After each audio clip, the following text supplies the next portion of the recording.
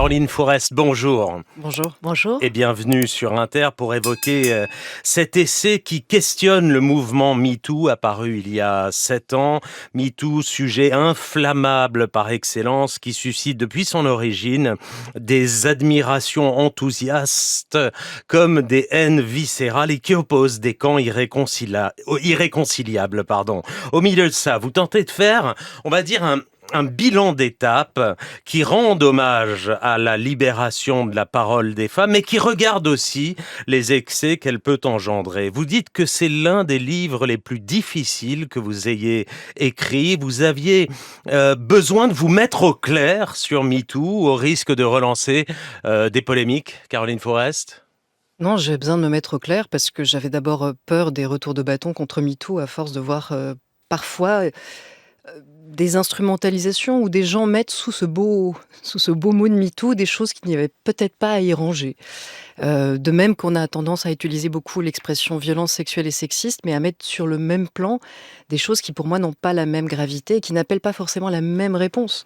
Et puis surtout, j'ai vu une bascule dans ma propre vie personnelle. C'est-à-dire que moi, j'ai passé quand même l'essentiel de ma vie, la première longue partie de ma vie, à recueillir les confidences d'amis depuis le collège d'ailleurs, et même avant le collège. J'avais signalé et aidé une amie à moi à porter plainte, ou en tout cas à signaler le fait que son père abusait d'elle. Je n'ai depuis cessé d'entendre des femmes me raconter des viols, des agressions sexuelles, et avant MeToo, on était seuls. Je l'ai vécu évidemment dans l'affaire Ramadan aussi, qui vient enfin d'avoir On va y venir, ouais. un jugement devant la justice, mais pendant ce temps, ça a été 15 ans de silence ou de combat, et j'ai vu la bascule fabuleuse de MeToo et même de Balance ton porc, parce que moi je ne suis même pas entièrement critique de Balance ton porc. Je pense qu'il y a le meilleur et le pire. Le meilleur, c'est faire lever l'impunité quand ce mur était là, de menaces, d'intimidation. Et puis par contre, quand un Éric Brion, c'est-à-dire quelqu'un qui a fait une remarque, une proposition déplacée à quelqu'un qui n'était ni sa collègue, ni sa salariée, se retrouve mis au pilori et encore aujourd'hui n'a plus de travail. Il est venu assister à une de mes conférences, il est venu me raconter qu'il n'a toujours pas pu retrouver de travail. Évidemment, là, pour moi, c'est un abus de pouvoir, et la féministe que je suis déteste les abus de pouvoir, en réalité. C'est un essai, Caroline Forest, que vous voulez nuancer et argumenter. Vous revenez sur quasiment toutes les affaires les plus médiatisées, en tout cas. Mais c'est aussi un essai où, et on l'entend ce matin, vous parlez de vous, où vous expliquez comment MeToo a changé l'époque, a changé le monde, surtout le monde occidental d'ailleurs, mais comment MeToo vous a changé vous. Vous distinguez d'ailleurs deux parties dans votre vie, avant et après 40 ans, en gros. Oui, ça, je crois que dans la vie d'une femme, avant et après 40 ans... Oui, ça, je veux le confirmer. C'est Mais déjà un curseur. en l'occurrence, il se trouve que ça correspond à... Exactement. Il y a 7 ans, c'était MeToo, et ça, vous en avez 48. Ça a coïncidé, effectivement, dans ma vie avec ce tournant-là. Et clairement, je suis passée de conversations qui étaient nos conversations entre femmes. On n'arrivait pas à franchir la barrière de faire comprendre même à des amis garçons à quel point on vivait dans ce silence, dans cette charade silencieuse qui nous reliait les unes les autres, parce que ce mot aussi, on l'entendait tout le temps de la part d'amis, encore une fois, qui avaient quasiment toujours dans leur parcours quelque chose à confier de l'ordre d'une agression. Et quand ce mot aussi est devenu public et si puissant, évidemment, c'est un changement de monde extrêmement enthousiasmant et que j'ai envie de protéger, que j'ai envie de prolonger. Et puis, ça a permis concrètement de voir que des gens qui n'osaient plus parler, qui étaient intimidés ou qui avaient été menacés, maintenant sont devant la justice. Et vous faites état, Caroline Forest, de vos sentiments face à MeToo. Je vous cite, la féministe se réjouit pleinement d'avoir vu la peur changer de camp. La journaliste cherche désespérément une éthique pour couvrir ses affaires sans commettre d'injustice. Et la réalisatrice sait que le monde du cinéma ne se réduit pas à l'image que peuvent en donner certaines affaires surmédiatisées. Derrière cette complexité, on sent une forme de perplexité. Vous tâtonnez ? Oui, mais je le revendique. J'ai beaucoup réfléchi pour écrire ce livre, et surtout ces 3 casquettes que vous avez mentionnées, Nicolas, se sont beaucoup disputées.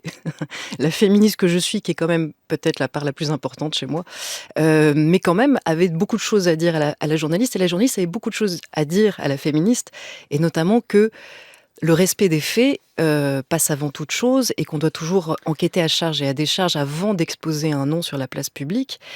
Et de fait, je me suis retrouvée à me forger une éthique que j'avais eu un peu instinctivement lorsque des victimes de Tariq Ramadan étaient venues me raconter des choses atroces qui m'ont hantée pendant 15 ans.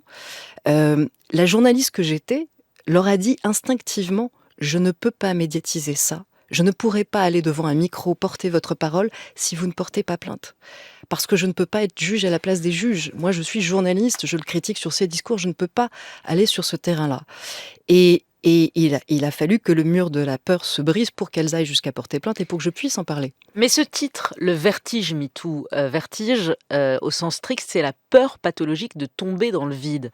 Il y a quelque chose dans le choix de votre titre qui n'est pas franchement positif. Non, parce qu'il y a un tourbillon grisant dans lequel, quand je dis que la peur a changé de camp, c'est le meilleur, mais la honte a changé de camp, la peur a changé de camp, mais la meute aussi a changé de camp. Ce qui permet aujourd'hui d'avoir cette puissance d'accusation, c'est parce qu'on est enfin écouté, mais même on est cru sur parole. Et plus que cru sur parole, il n'y a plus personne qui ose douter parfois. Et c'est normal parce que c'est un retour de balancier après des siècles, encore une fois, d'intimidation, où on n'a pas voulu entendre la parole de celle qui disait ce qui leur était arrivé. Donc c'est normal qu'on en passe par là. Moi, je pense ce vertige tout à fait évident et logique. Mais c'est notre travail en tant que journaliste, éditorialiste, de dire, le problème c'est que là on a de plus en plus d'affaires de gens qui ont été effacés socialement, mis à mort socialement, pour des accusations de plus en plus légères et de moins en moins établies. Ce qui n'était pas le cas avant MeToo. Il y avait très peu d'accusations légères avant MeToo ou portées comme ça à l'emporte-pièce. Donc il faut bien qu'on réfléchisse ensemble. Je vous donne un exemple.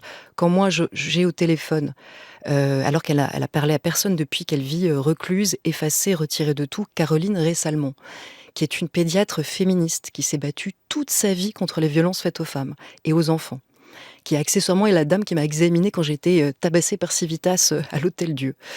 Et quand je l'appelle et qu'elle me raconte qu'elle a perdu ses cours à l'École nationale de magistrature, qu'elle a été rayée de la Civise, le comité qui lutte contre les violences faites aux enfants, en moins de 20 minutes, elle a dû se retirer de ses fonctions tellement la pression, la polémique était forte, parce qu'une plainte a été médiatisée contre elle pour viol, que son nom est associé à celui de violeur. Parce qu'elle a examiné, à la demande des tribunaux, une jeune Louison de 25 ans, qui a mal vécu cet examen, où elle cherchait à aller dans le sens de sa version. Elle a trouvé un hymen intact, cette jeune fille portait plainte pour inceste. Et en voulant essayer de l'aider à établir sa version, elle a essayé de mimer si ce n'était pas, parce que ça arrive souvent aux jeunes enfants, de confondre une pénétration avec une autre forme d'attouchement qui est tout autant une agression sexuelle, mais qui ne se manifeste pas de la même manière. Eh bien, cette médecin a essayé de l'aider.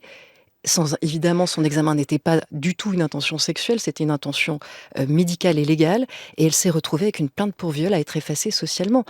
C'est très très très violent. La plainte vient juste d'être classée sans suite, et je me félicite, je suis heureuse, elle vient de récupérer ses cours. Mais sa vie ne sera plus jamais la même. Je vous cite encore, Caroline Fourest, nous sommes passés d'une société de l'honneur imposant le bâillon à une société de la pureté maniant le bûcher et la délation. Dans ce nouveau monde, il suffit d'accuser pour exister. Fin de citation. Vous savez qu'en écrivant cela, on pourra vous rétorquer que vous fragilisez la libération encore fragile de la parole des femmes après des siècles où on leur a demandé de se taire. Et vous imaginez bien que c'est absolument pas ce que je fais dans ce livre. Et vous imaginez bien que réellement, il y a à la source de mon engagement, il n'y a qu'une envie, c'est que MeToo continue à être prise au sérieux. Pour ça, il ne faut pas ridiculiser MeToo. Pour ça, il ne faut pas justement... Et qui ridiculise MeToo ? Eh ben, par exemple, encore une fois, l'exemple que je viens de vous citer, Léa, quand on porte plainte contre une médecin qui vous examine sans intention sexuelle ni d'agression dans le cadre d'une autre plainte... Mais donc, qui le fait ? C'est qui ? On a un dialogue à avoir et j'en ai envie et je le souhaite et j'espère qu'il sera possible parce que je sais que les gens sont terrorisés à l'idée de l'avoir parfois avec leurs propres enfants en fait.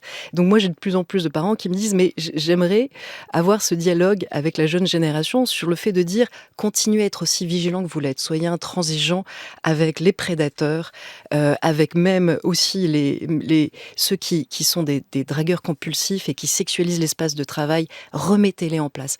Mais adoptons pour une riposte graduée et ayant le sens, encore une fois, d'un féminisme juste. C'est-à-dire que ça n'est pas parce que maintenant on a le pouvoir, ce que nous n'avions pas avant. Le féminisme aujourd'hui a du pouvoir. Je m'en félicite, je me battrai pour qu'on le garde. Mais le pouvoir, ça vient avec une responsabilité. On ne peut pas utiliser le féminisme pour broyer des innocents.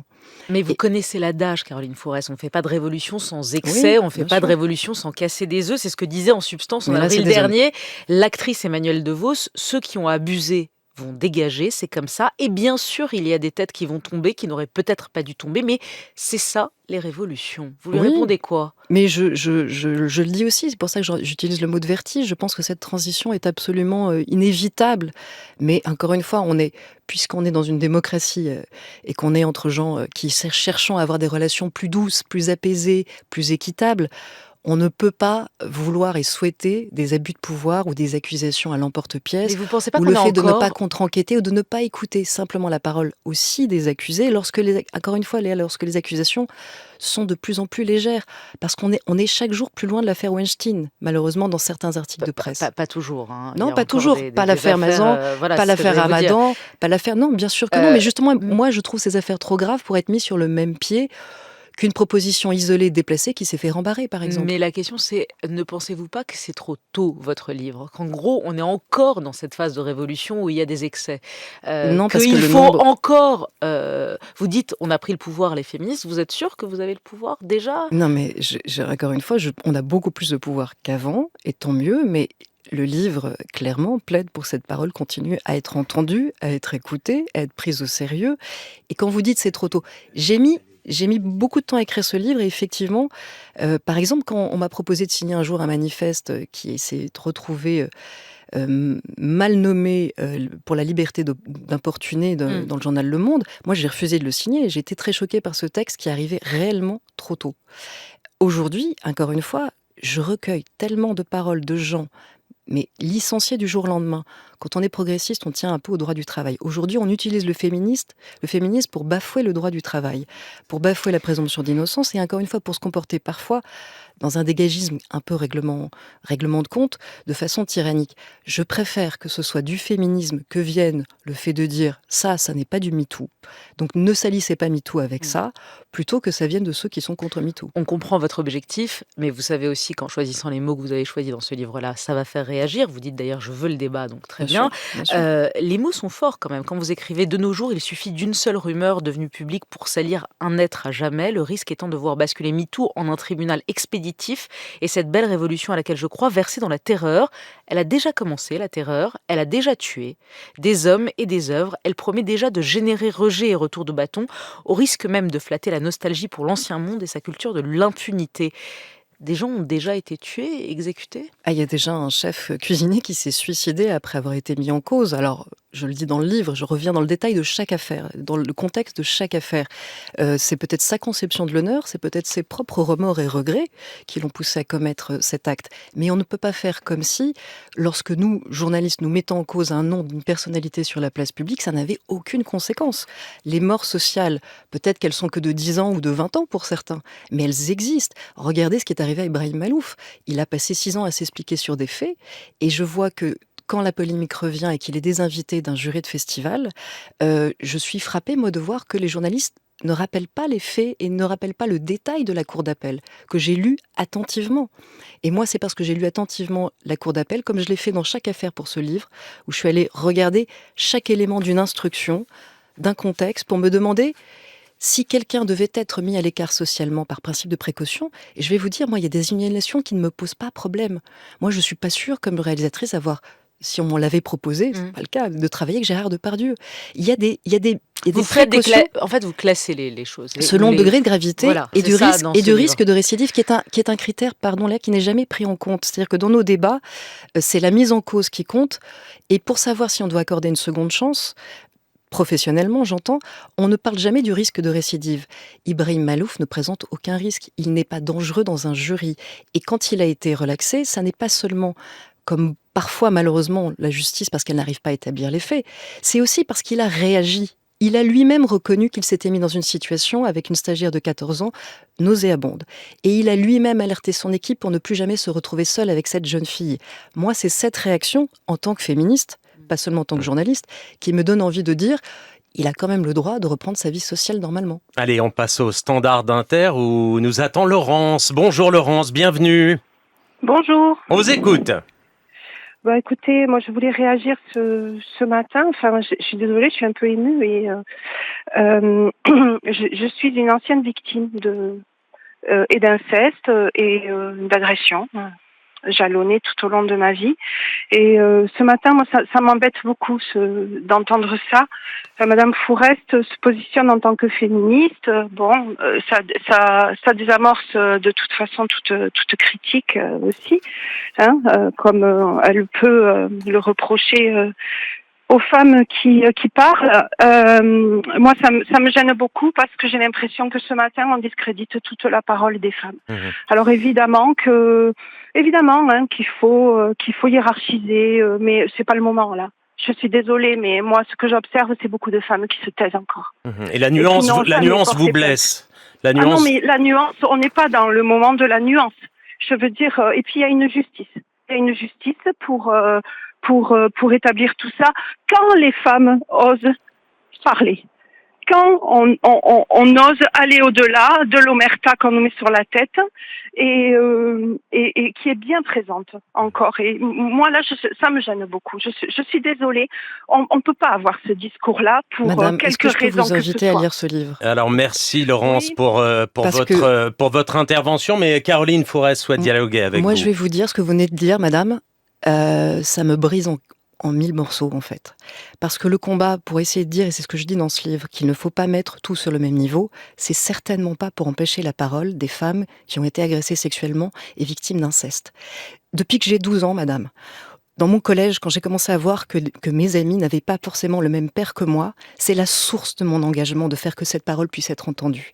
J'ai accompagné des femmes victimes de viols qui n'ont pas pu porter plainte toute ma vie.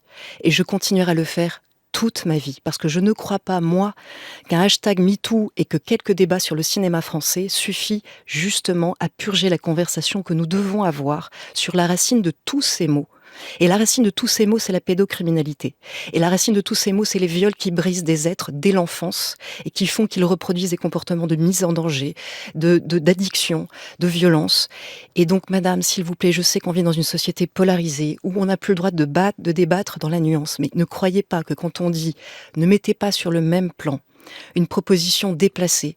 Et ce que vous avez vécu, madame, c'est pour nier ce que vous avez vécu. C'est le contraire. C'est pour dire que ce que vous avez vécu, c'est grave, que ça mérite un débat approfondi, prolongé, qu'on ait besoin de penser que ça se passe dans toutes les familles, dans tous les milieux sociaux, dans toutes les classes sociales, qu'on arrête peut-être de croire que c'est aussi grave, ou ça mérite le même traitement, ou la même réaction que une maladresse, une proposition déplacée que l'on peut remettre à sa place. Non, l'inceste et le viol dans l'enfance, c'est pas pareil. Laurence, vous souhaitez réagir ? Oh, mais écoutez, moi, je ne peux pas m'exprimer aussi bien que Madame Fourest, surtout dans l'état émotionnel dans lequel je suis là. Mais je pense que parler comme ça à une victime qui est en plein psychotrauma, si vous avez accompagné plein de femmes, je pense que c'est totalement délétère. Et je pense qu'aujourd'hui, ça commence toujours par une proposition déplacée. Et je suis pas d'accord avec ce discours. On n'en est pas là. Loin de là dans la société.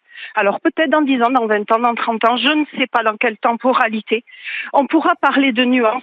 Et moi, dans mon quotidien, je ne rencontre pas beaucoup de gens qui ne font pas la différence entre un viol, une agression sexuelle ou un propos déplacé. Ce n'est pas vrai. Ça, je ne le vois pas.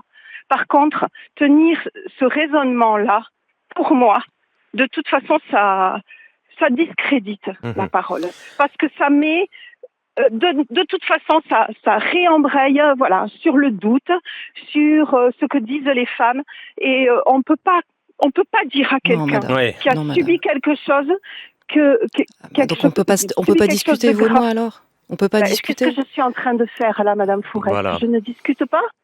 Je suis en train de discuter avec vous. C'est pas parce que je ne suis pas d'accord avec vous que je ne discute pas. Non, vous n'êtes pas. Je suis en train de vous expliquer ce que je ressens moi par rapport à votre propos en tant que victime.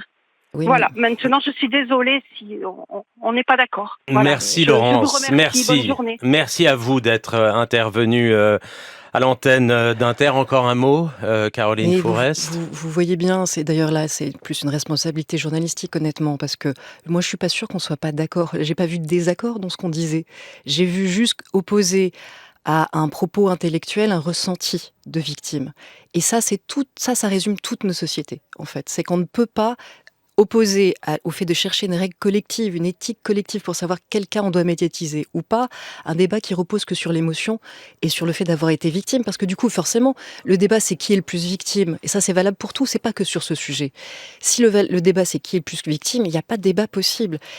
Encore une fois, il s'agit absolument pas de dire aux victimes d'agressions sexuelles de se taire. Personne n'a jamais dit ça. Et certainement pas ce livre, c'est le Et contraire. certainement pas vous, Caroline Fourest, vous ne le dites pas et c'est pour ça que c'était important pour nous de rappeler tous vos combats et notamment vous avez été la première et la seule à mettre en cause Tariq Ramadan en 2004, il y a 20 ans quand personne ne vous croyait. Donc il s'agit aussi de revendiquer la nuance, mais ce qu'elle dit, Laurence, c'est sans doute ressenti par... Peut-être qu'on est encore dans le moment du ressenti en fait, c'est Mais peut-être ça. oui, mais même, ce ressenti peut continuer, c'est pas la question. La question, c'est est-ce que parce que on a été victime d'agressions sexuelles, moi j'ai à mes conférences des gens qui viennent qui sont victimes d'agressions sexuelles et qui l'ont été et qui continuent à se battre, mais qui comprennent et qui admettent que c'est pas une raison pour empêcher Caroline Rey-Salmon, pédiatre légiste féministe qui se bat depuis 50 ans pour aider ces femmes, de travailler parce que la jeune génération, et ça, pardon, c'est un débat qui concerne victime, pas victime, ça concerne tout le monde. Est-ce qu'un examen gynécologique, même ressenti douloureusement par Oui. quelqu'un, est un viol? Vous écrivez au slogan Je te crois, il vaut mieux dire Je t'écoute. Ça aussi, ça peut interroger. Mais parce que C'est-à-dire que je t'écoute, mais je ne te crois pas automatiquement. C'est mais ça que vous voulez je dire. t'écoute et avant de te croire, je suis obligée quand même d'examiner un certain nombre de faits et j'écoute aussi peut-être, oui, des fois la parole de l'accusé. C'est venu d'une affaire très concrète, l'affaire 50-50. Un collectif dans le cinéma qui s'est créé pour porter la parité, pour dénoncer les violences. J'en étais sympathisante et comme beaucoup, comme d'autres, comme Agnès Jaoui et d'autres, comme les fondatrices de ce collectif, j'ai assisté à quelque chose d'ahurissant. C'est que une partie de cette association, au nom d'un je te crois absolu, qui ne veut même pas examiner des faits auxquels ils ont assisté. C'est-à-dire une soirée avec 25 personnes autour d'un buffet où une comédienne s'est dit victime d'une agression sexuelle de la part d'une productrice féministe elle-même victime de violence il y a des années, qu'elle a accusée pour un geste furtif que personne autour n'a vu. Elle est allée déposer plainte et cette productrice a passé 72 heures en garde à vue pour un geste que personne n'a vu, personne n'a entendu et qui lui a valu d'être là aussi de traverser l'enfer.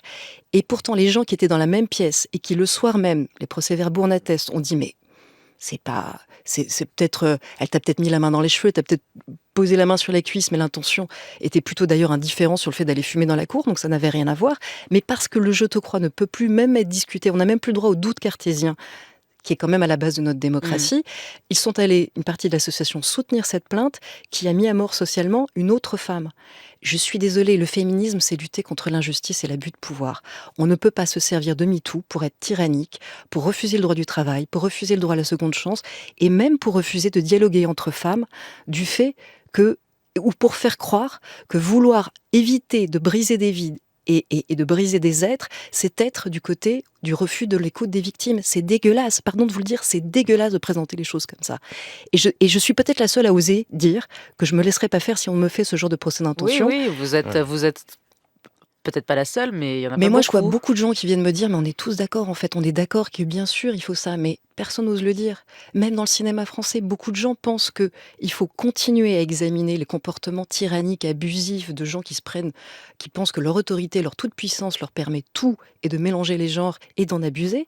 Mais il ne faut pas non plus éviter une conversation qui est de dire, encore une fois, on ne peut pas à la moindre accusation, à la première accusation, au nom d'un je te crois, dogmatique et absolutiste, mettre à mort socialement les gens ou mettre à mort le droit du travail. En tout cas, les auditeurs sont très partagés. Caroline Fourest sur l'application d'Inter.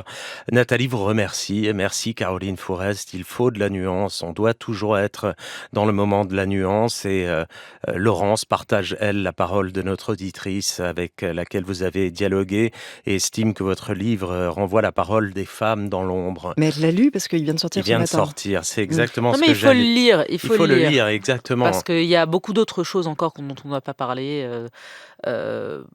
Au moins, on peut dire que vous y allez, quoi. C'est dans le livre, écoutez. vous vous mettez à nu, vous prenez le risque de prendre des coups, mais vous y allez. Oui, et puis vous prenez le risque de la nuance aussi. Et vous prenez le risque de la nuance. Je Et- ne sais pas si on a le droit aujourd'hui. Je vais vous dire, on vit dans une époque où malheureusement tellement polarisée, où encore une fois l'émotion recouvre toute possibilité de raisonner, que Peut-être qu'on vit les dernières années où un livre peut encore permettre d'avoir une conversation plus élaborée sur des questions délicates qui méritent pourtant, franchement, je le pense, ces nuances. Le Vertige, MeToo, publié aux éditions Grasset en librairie donc aujourd'hui.